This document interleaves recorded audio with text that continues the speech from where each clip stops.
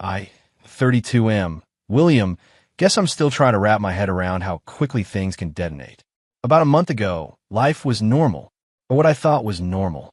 My girlfriend of 3 years, Sandra, 30F, and I were planning a weekend camping trip. We were that couple, comfortable, a little boring maybe, but steady. Or so I believed. The weirdness started subtly. Sandra was spending a lot more time on group chats and video calls with her friends, especially her best friend, Ashley, 29F. Whenever I'd walk into the room, conversations would stop or she'd angle her phone away. I didn't think much of it initially, privacy, right? But then Ashley started acting a little off around me. More reserved, almost sad. Fast forward to about 10 days ago. Ashley asked to meet me for coffee, alone. Alarm bells. She looked like she hadn't slept in days. Ashley, William, there's something you need to know. And I'm so sorry. I've been recording some of Sandra's and our group conversations. Not for anything weird. It's just, Sandra has been saying a lot of things about you. For months. And it got really bad. I didn't know what else to do. My stomach just dropped. She played me a few snippets. It wasn't just idle gossip. It was Sandra laughing with her friends, picking apart everything about me. My job, he's smart, but like zero ambition, content with his little spreadsheets. My hobbies, he actually enjoys bird watching, can you imagine? Even deeply personal stuff I'd shared with her in confidence about my family. She mimicked my laugh. She dissected texts I'd sent her. The worst was her talking about our future, or lack thereof. Oh, William's a great placeholder. Comfortable. But I'm keeping my options open, obviously. He's just too predictable for the long haul. This was intercut with her friends chiming in, some laughing, some adding their own digs. Ashley was mostly silent in the part she played for me. I felt cold, like the world tilted. Why are you showing me this, Ashley? Ashley, because it's wrong, William. She talks crap about everyone, even us, her best friends, behind our backs, but this felt cruel. And honestly, she's been trying to convince me you're a bad guy, that you've been off lately, and I think she was prepping to dump you and make you the villain. That night, I confronted Sandra. Calmly. I didn't yell. Me? Sandra, have you been unhappy? Have you been talking about me, about us, to your friends? Sandra stares at me, then gets defensive. What if I have? Girl talk. We vent. It's not a big deal. I can talk about whoever I want with my friends. It's my life. Me. Even if it's disrespectful. Even if it's things I told you in confidence. Sandra rolls her eyes. Oh, don't be so sensitive, William. It's just words. Everyone does it. Her complete lack of remorse, the sheer entitlement in that statement. I can talk about whoever I want was the nail in the coffin. Me. You absolutely can. And I can decide I don't want to be with someone who does. We're done, Sandra. She was shocked. Actually shocked. Expected me to just take it, I guess. She argued, then cried, then got angry, but I held firm. Packed a bag and went to my brother's. The next few days were a blur. Ashley checked in on me, platonically. We talked a lot. About Sandra, yeah, but also about everything else. I realized Ashley was smart, funny, and incredibly insightful. And she'd been walking on eggshells around Sandra for years. A week after the breakup, Ashley and I went for dinner. As friends. But it didn't feel like just friends. There was a spark. We ended up talking for hours. Kissed. It felt right. Unexpected, but right. 2 days after that, my phone exploded. Sandra. Voicemail, screaming, William. You are dating Ashley. My best friend. Are you serious? After everything. You dump me, and then you go for her. What kind of betrayal? I asked this. Texts, calls, more voicemails. All variations on that theme. Her betrayal. Because apparently, her months-long campaign of systematically trashing me to her inner circle, including the woman I was now seeing, was just girl talk. But me moving on after she blew up our relationship? Unforgivable. The irony is almost physically painful. I haven't even told her I know about the recordings. Yet, Ashley and I agreed to keep that between us for now. Let Sandra show her true colors. And boy, is she. Now I'm just waiting for the next barrage. This is far from over. Update 1 week later. Well, the predicted barrage arrived, and it brought reinforcements. It's been a wild week since Sandra found out about Ashley and me. The sheer level of entitlement is genuinely breathtaking. Sandra's initial voicemails and texts were just pure rage, as mentioned.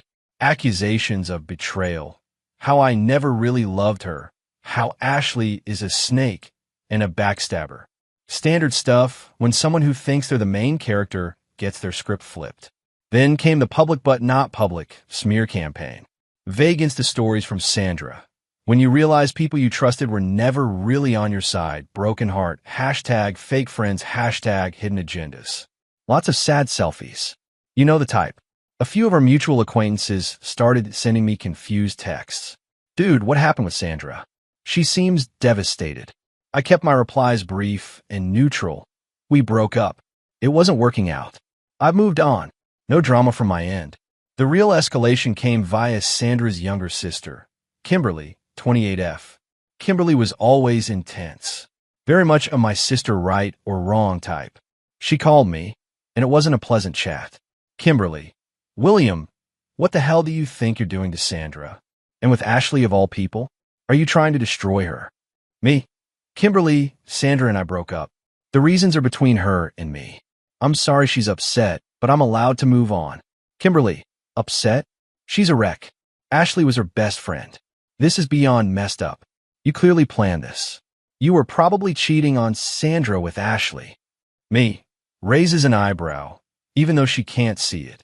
That's a serious accusation, Kimberly, and it's completely false. Sandra ended our relationship with her actions long before I ended it with words. Maybe you should ask Sandra about her behavior. Kimberly, Sandra is an angel. She wouldn't hurt a fly. You're the manipulative one here, clearly. You better fix this. You owe her an apology. And Ashley needs to disappear. The fix this part really got me. Like I'm supposed to what? Dump Ashley and go crawling back to Sandra after she spent months metaphorically spitting on me? The delusion is strong with this family. Sandra also started relentlessly messaging Ashley. A delightful mix. Asterisk the tearful bestie. Ashley, how could you do this to us? I thought we were sisters. He's just using you to hurt me. Please tell me it's not true. Asterisk the scorned victim. You always wanted what I had, didn't you? You were just waiting for your chance to stab me in the back. Some friend. Asterisk the threatening fury. You'll regret this, Ashley. You have no idea what you've done. Everyone will see you for what you are. Ashley's been a rock. Shaken, but a rock. She blocked Sandra on most platforms after a particularly nasty voicemail. She told me, I knew she'd react badly, but this is a lot. It's like she can't comprehend that her actions have consequences. Or that I'm a person with my own feelings, not just her sounding board. Internally, I'm mostly just tired, but also weirdly calm. Every outburst from Sandra or Kimberly just reconfirms I made the right decision. The hurt from the initial discovery is still there, a dull ache, but it's being overshadowed by this bizarre drama. Ashley and I talked about the recordings again. We're still holding on to them. It feels like a nuclear option, but Sandra and Kimberly are escalating. They're trying to paint me as the bad guy and Ashley as a homewrecker to anyone who will listen. A few of Sandra's closer friends have definitely iced Ashley out. Sandra's version of events is clearly making the rounds. William, the heartless cad, dumped poor, devoted Sandra, and immediately shacked up with her treacherous best friend. The most recent development? Sandra left a care package on Ashley's doorstep. It was a box of Ashley's old stuff Sandra still had, plus a single dead rose and a printout of one of those toxic friendship memes. Classy. We're just waiting to see what their next brilliant move is.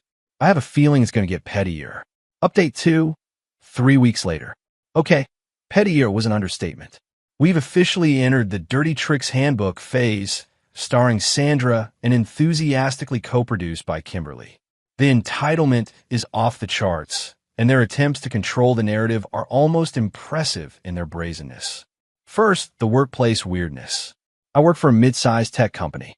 Last Tuesday, my manager, Daniel, calls me into his office. Looks uncomfortable. Daniel, William got a strange email. An anonymous tip. Said you've been distracted and aggressive lately, and implied you were having inappropriate online communications during work hours. Any idea what this is about? My blood ran cold for a second. This had Sandra and Kimberly's fingerprints all over it. Me, Daniel, I can assure you that's baseless.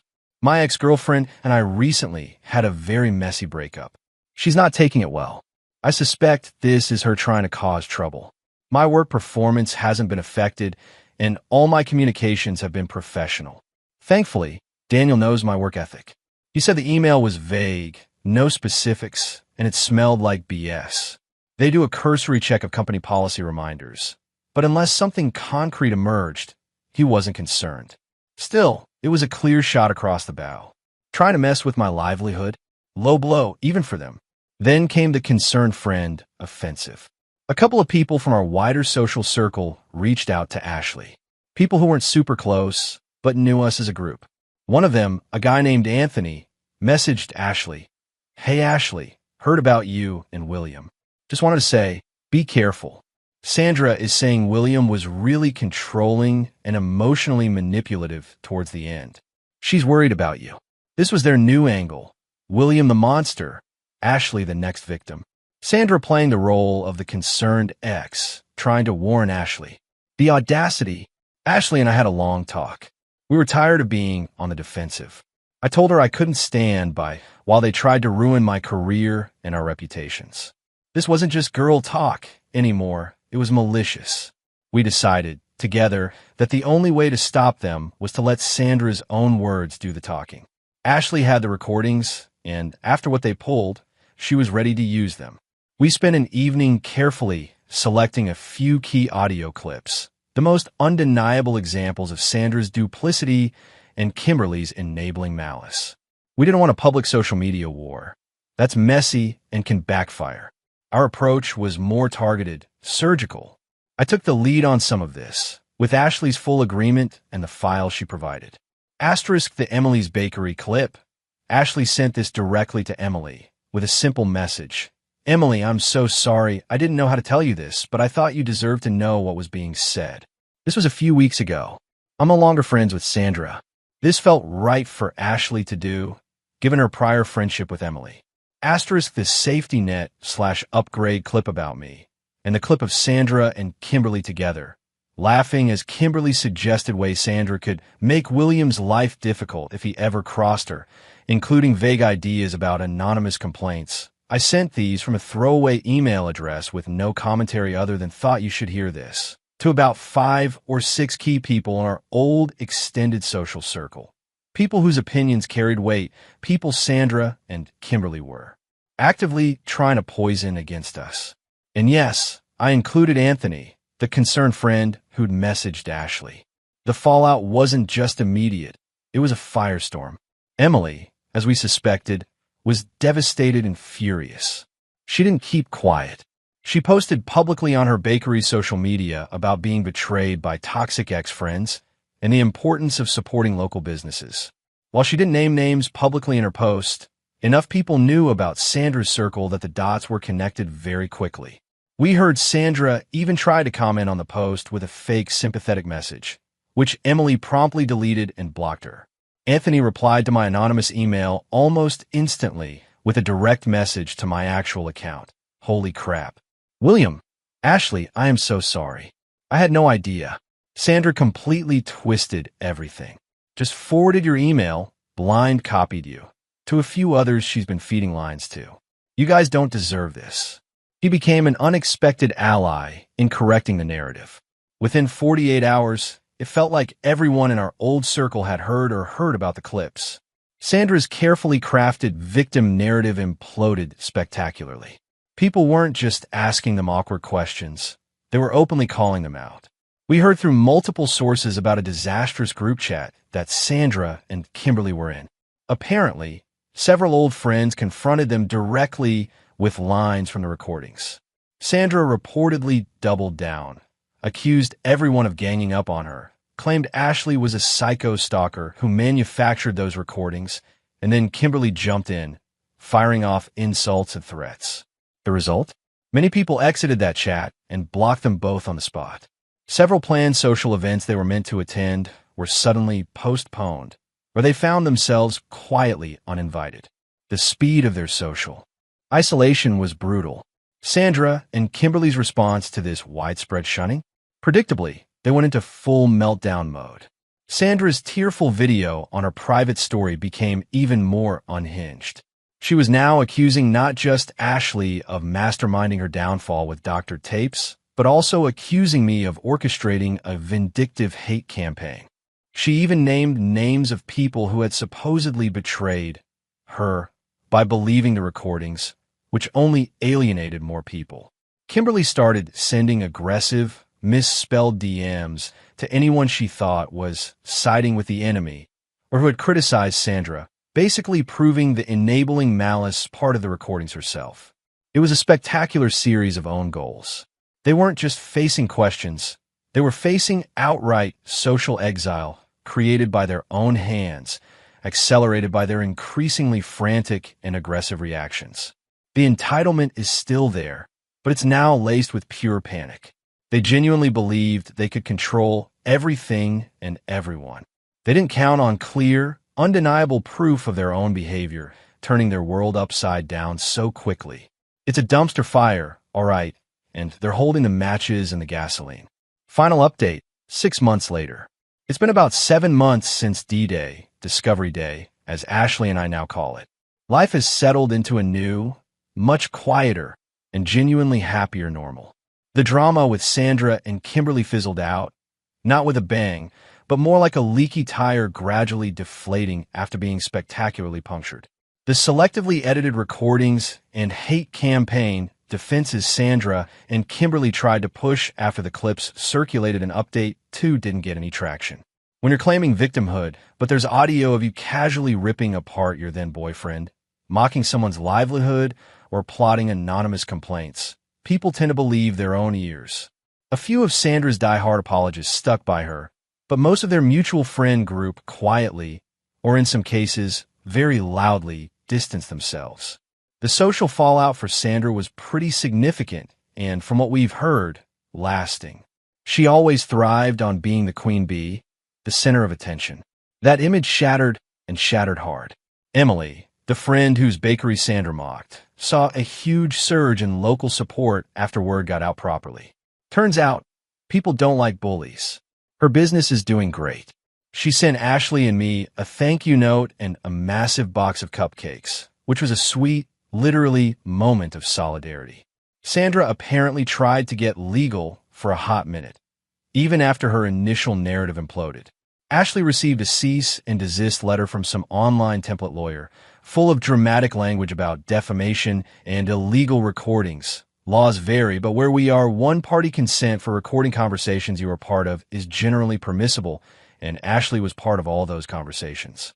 Ashley's cousin, who's a paralegal, glanced at it and said it was mostly bluster designed to scare her.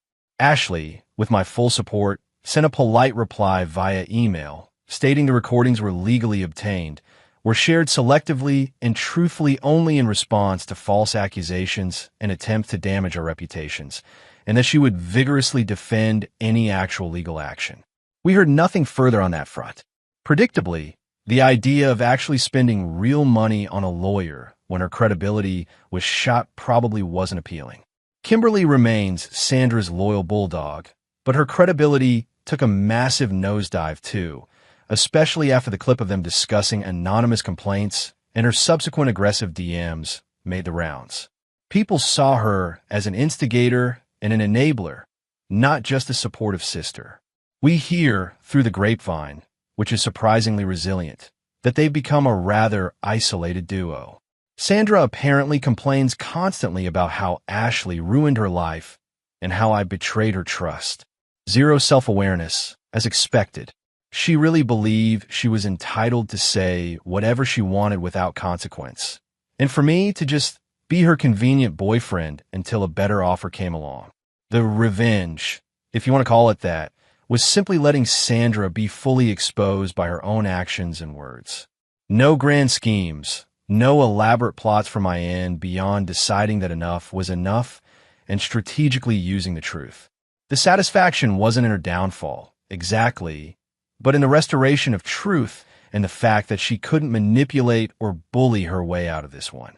Her carefully crafted social image, The one she used to belittle others, including me, crumbled because of her choices, and her reactions to being exposed only dug her hole deeper.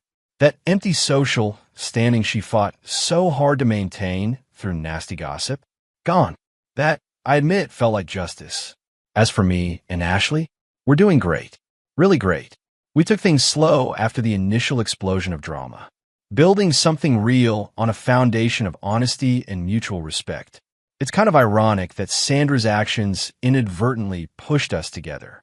We communicate openly, no guessing games, no fear of being mocked behind each other's backs. My apartment, which once felt tainted by Sandra's negativity, now feels like a peaceful sanctuary.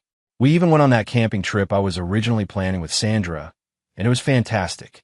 The whole experience was a harsh lesson in trusting your gut and understanding that some people will always see themselves as the main character, and you're just a supporting role in their drama.